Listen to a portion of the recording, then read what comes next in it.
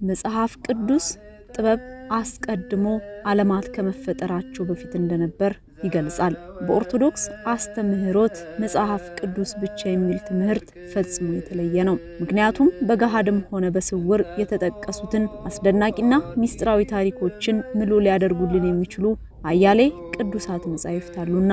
በተለይ ደግሞ ረቂቅ ከሆኑት ሚስጥራቶች ውስጥ የሚመደበው የሥነ ፍጥረት የአፈጣጠራቸው ሂደት ነው።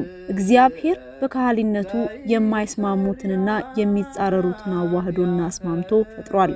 በእያንዳንዱ ፍጥረት ውስጥም ባህሪውን ገልጧል።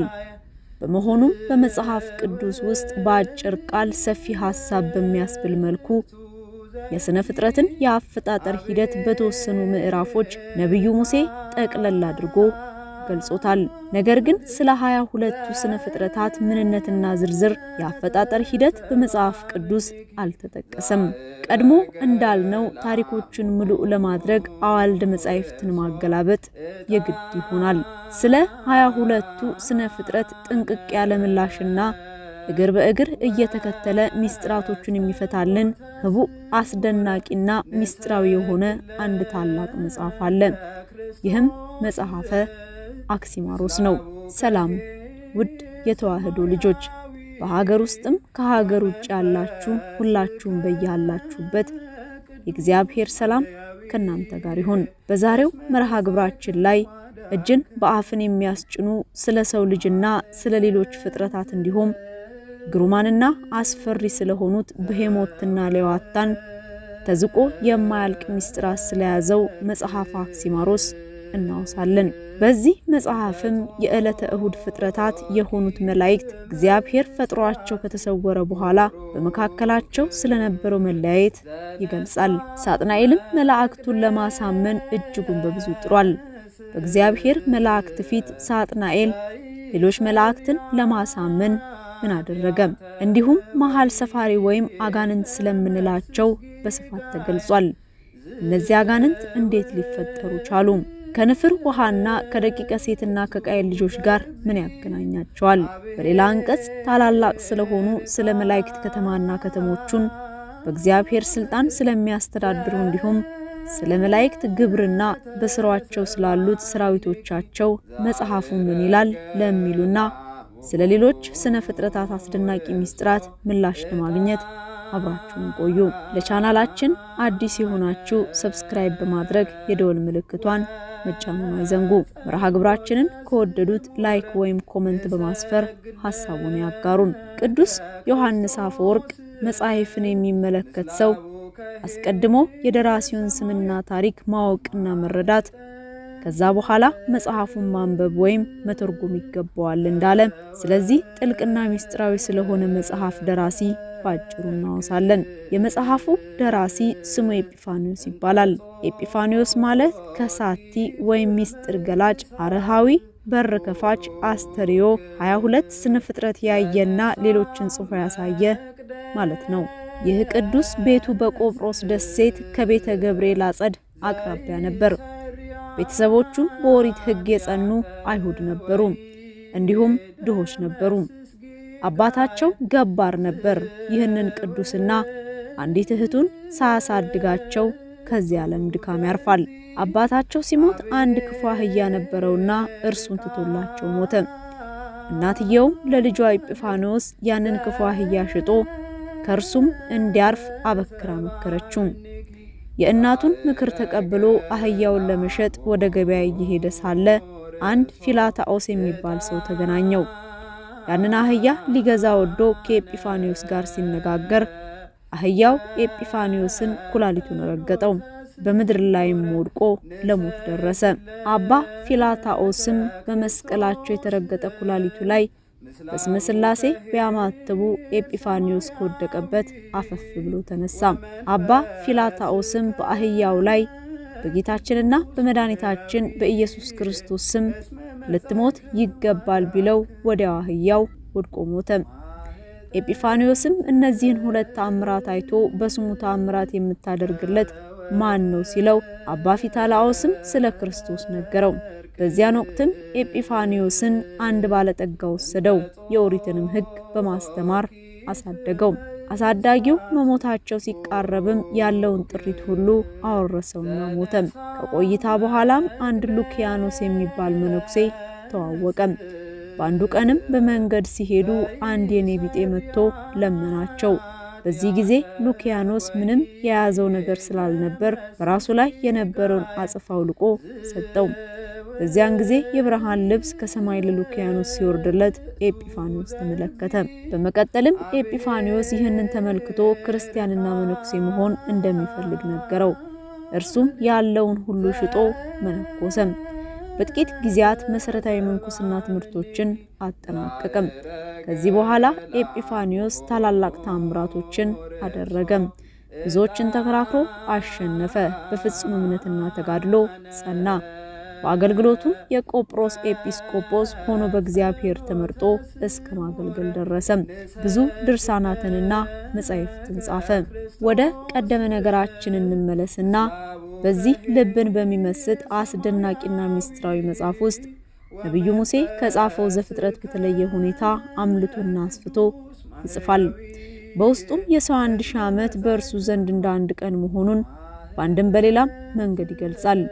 ይህም ማለት በመጽሐፈ ቀለሜንጦስ አዳምን ለማዳን ከ5 ቀን ተኩል በኋላ እወርዳለሁ እንዳለው ሲል 5500 ዓመት መሆኑን ልብ ይለዋል። ታዲያ ይህንን መጽሐፍ ከሌሎች መጻሕፍት ምን ልዩ ያደርገዋል? ይህም ልዩ የሚያደርገው ዓለም ከመፈጠሩ በፊት ስለነበረው እያንዳንዱ ሁነት መግለጹ ነው። በተጨማሪም የእያንዳንዱን ስነ ፍጥረት ጠባይና ባህሪ እንዴት አስማምቶና አዋዶ እንደፈጠራቸው መግለጹ ነው። እግዚአብሔር ፍጥረታትን በዕለተ እሁድ መፍጠር መጀመሩን ይገልጻል። በእነዚህ ዕለትም የፈጠራቸው ፍጥረታቶች 4ቱ ባህሪያተ ሥጋ መላእክት፣ ጨለማ ሰማያትን ፈጠረ።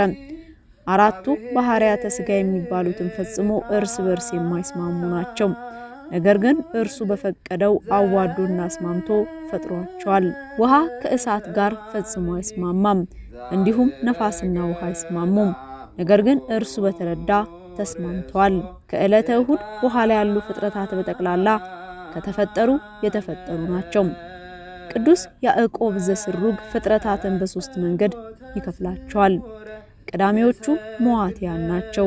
እነዚህ መዋቲያን የሚባሉትም ክፉም ሆነ ጽድቅን ቢሰሩ ዕጣ ፈንታቸው ሞት ነው። እነዚህም እንስሳቶች ናቸው፣ ምክንያቱም ደመነፍሳዊ ስለሆኑ። ሌሎቹ ደግሞ ኢመዋቲ ናቸው። እነዚህም ጥንቱን ሲፈጠሩ የማይሞቱ የማያረጁ ናቸው። ሶስተኛዎቹ ደግሞ መዋቲም ኢመዋቲም የሆኑ ናቸው። ይህም ማለት ሁለቱንም መሆናቸውን ይጠቅሳል። ምርጫ ተሰጥቷቸዋል። መልካሙንና ጽድቅን ከሰሩ ኢመዋቲ ይሆናሉ። ነገር ግን ከመንገዱ ወጥተው ከሄዱ መዋቲ ይሆናሉ። ነገር ግን ከነዚህ ውስጥ ከምንም ያልተፈጠሩ እንዳሉ ይገልጻል። እነዚህም መላእክት ናቸው። መላእክት አፈጣጠራቸው ልዩ ነው። በብዙ መጻሕፍት ላይ እንዳለው መላእክት ከእሳትና ከነፋስ እንደተፈጠሩ ይገልጻል። ነገር ግን ይህ የሚጠቀሰው የመላእክትን ተግባራቸውን ሲገልጽ ነው። ከነፋስ ተፈጠሩ ሲል ይህም እንደ ነፋስ ፈጣን ናቸው ብሎ ባህሪያቸውን ነው የሚገልጸው እንጂ መላእክት በሚዳሰስ ነገር እንዳልተፈጠሩ ይገልጻል። እግዚአብሔር በ4ቱ ባህሪያተ ሥጋን በመፍጠር ባለጠግነቱን በመሬት መንጽኤነቱን በውሃ ከሃሊነቱን በእሳት ፈታሂነቱን በነፋስ መስሎ ገልጧል። ከመላእክት ውጭ ያሉ ፍጥረታት ከ4ቱ ባህሪያተ ሥጋ ነው የተፈጠሩት። በመጽሐፉም ሰው የፍጥረት ዘውድ መሆኑን ይገልጣል። ይህም እንዲሆን ያደረገው በአፈጣጠሩ ነው። ይህም በባህሪው ምድራዊም ግብር የሚፈጽም በመሆኑ በፈጣሪ አርአያና አምሳል በመፈጠሩ ነው። በአርአያነቱ ሲል በነፍሱ ውስጥ ልባዊት፣ ነባቢት፣ ሕያዊት የሆኑ 3 ባህሪያተ ነፍስ ስላሉት ነው። እግዚአብሔር በፈቀደው መላእክት ከተፈጠሩ በኋላ ተሰውሮባቸው ነበር። ከዚያም በኋላ ሁሉም ፈጣሪያቸውን መፈለግ ጀመሩ። ነገር ግን ሳጥናኤል ወይም ቅሩበ እግዚአብሔር የተባለው የመጀመሪያው ከሃዲ እንዲህ ሲል ተናገረ። ፈጣሪያችሁ እኔ ነኝ ብሎ መላእክትን ለማሳመን ሞከረ። ነገር ግን አፍታም ሳይቆይ ከሌሎች መላእክት ዘንድ ጥያቄ ቀረበ። ይህም ጥያቄ ፈጥሮ ያሳየን የሚል ነበር። ሳጥናኤልም ለመፍጠር ሞከረ፣ ነገር ግን አልተሳካለትም። ያው ሊያደርገው ፈጽሞ አልተቻለውም። የዚህን ጊዜ መላእክት ፈጽሞ ተከፈሉ። በጊዜው አዎን ሳጥናኤል ፈጣሪያችን ነው ብለው አምነው የተቀበሉ አሉ። ከፊሎቹ ደግሞ ቅዱስ ገብርኤል ፈጣሪያችንን ፈልገን እስክናገኝ ሁላችሁም በያለንበት እንጽና ያለውን በማመን ተቀብለው ጸኑ። ሶስተኞቹ ደግሞ መሃል የሰፈሩ ናቸው። ከገብርኤልም ከሳጥናኤልም ወገን ያልሆኑ መሃል ላይ ሰፍረው የቀሩት ናቸው። ይህ ሁሉ ከሆነ በኋላ እግዚአብሔር ተገለጠላቸው። ከዚህም በኋላ ከሃዲው ሰይጣን ፈጽሞ ከሰማይ እንዲጣል ሆነም። በዚህ መጽሐፍ ውስጥ እግዚአብሔር በፈቀደው ብዙ የመላእክት ከተሞች ተፈጥረዋል። እንዲሁ እያንዳንዱ መላእክትስ የተሾመበት ከተማ እንዳለው ይገልጻል። እኛ በስጋዊ ዓይናችን ልንመለከታቸው የማንችላቸው አስፈሪና ግሩማን አራዊቶች እንደተፈጠሩ ይገልጣል። በውሃና በየብስ ላይ የተፈጠሩ እልፍ ፍጥረታትን ፈጥሯል። አክሎም እጽዋትን አስውቦና አሳምሮ መፍጠሩን በስፋት ይገልጣል። በስተመጨረሻም የፍጥረቱ መካተቻ ያደረገው ሰውን ነው። ይህንንም ፍጥረት ሌሎች ከተፈጠረበት መንገድ በተለየ ሁኔታ ፈጥሮታል። ሌሎቹን በመናገርና በዝምታ ሲፈጥር፣ ሰውን ግን በእጁ ፈጥሮ የሕይወትን እስትንፋስ እፍ ብሎበታል። ይህም የእጁ ሥራ በአፈጣጠሩ ፈጽሞ ከአምላኩ ጋር ይመሳሰላል። መመሳሰሉ እንደምን ነው ቢሉ በግጻዌ ወይም በመልክ በአካል መመሳሰል እንዲሁም በአራቱ ባህሪያተ ሥጋ የእያንዳንዱ ጠባይ በእግዚአብሔር ውስጥ ይገለጣሉና በመሬት ባለጠግነቱን፣ በእሳት ሁሉን ቻይነቱን፣ በውሃ ይቅር ባይነቱን፣ በነፋስ ፈታኝነቱን ገልጧል። እንዲሁም በሰው ነፍስ ውስጥ ባለች ልባዊት ነባቢት ሕያዊት ገልጧል። በሕያውነትም ይመስለዋል። ምክንያቱም ነፍስን የማትሞት የማትበሰብስ አድርጎ ፈጥሯታልና። በገዥነት ይመስለዋል። እግዚአብሔር ሁሉን ከፈጠረ በኋላ በፍጥረቱ ላይ ጸጋ አምላክ አድርጎ ሹሞታልና። ለዛሬ አበቃን። ቸርን ሰንብት። እግዚአብሔር አምላክ ኢትዮጵያንና ሕዝቦቿን አሁን ካሉበት መከራ፣ ስቃይ፣ ችግር በፍቅሩ በትህትናው በይቅርታ ያሻግርልን።